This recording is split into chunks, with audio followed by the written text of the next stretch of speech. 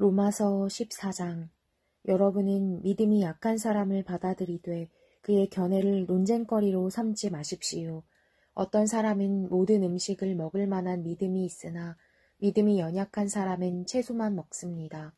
먹는 사람은 먹지 못하는 사람을 업신여기지 말고 먹지 못하는 사람은 먹는 사람을 판단하지 마십시오.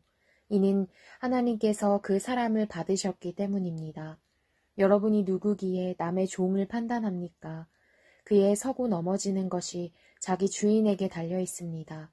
주께서 그를 세우실 수 있으니 그가 세움을 받을 것입니다. 어떤 사람은 이날을 전날보다 중요하게 생각하고 어떤 사람은 모든 날이 똑같다고 생각합니다.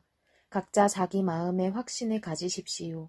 어떤 날을 중요하게 생각하는 사람은 주를 위해 중요하게 생각하고 먹는 사람도 주를 위해 먹으니 이는 그가 하나님께 감사하기 때문입니다.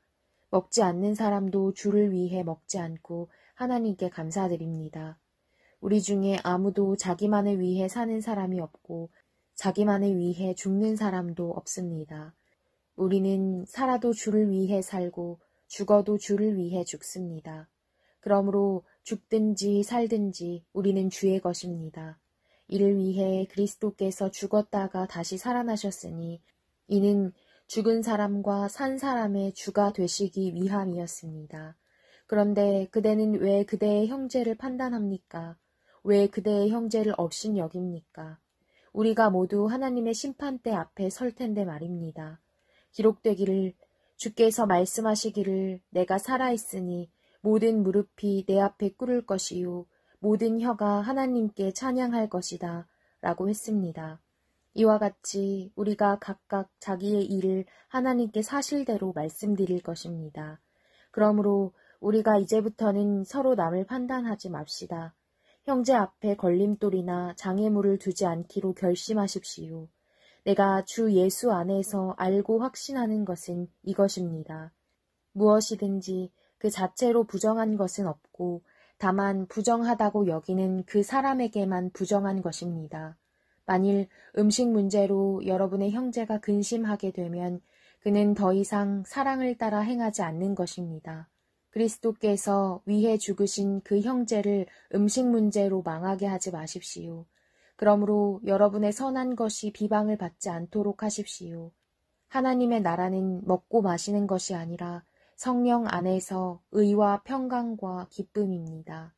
그리스도를 이렇게 섬기는 사람은 하나님을 기쁘시게 하고 사람에게도 인정을 받습니다. 그러므로 화평을 이루고 서로 세워주는 일에 힘씁시다. 음식 문제로 인해 하나님의 일을 망치지 않도록 하십시오. 모든 것이 다 깨끗하나 다른 사람을 넘어지게 하면서 먹는 그 사람에게는 불결합니다. 고기도 먹지 않고 포도주도 마시지 않고 형제를 넘어지게 하는 어떤 일도 하지 않는 것이 좋습니다. 그대가 가지고 있는 믿음을 하나님 앞에서 스스로 견고히 지키십시오. 자신이 옳다고 생각하는 일을 하면서 스스로 자신을 정죄하지 않는 사람은 복이 있습니다. 그러나 의심하며 먹는 사람은 이미 정죄를 받았습니다. 이는 믿음에서 나온 것이 아니기 때문입니다. 믿음으로 하지 않는 것은 다 죄입니다.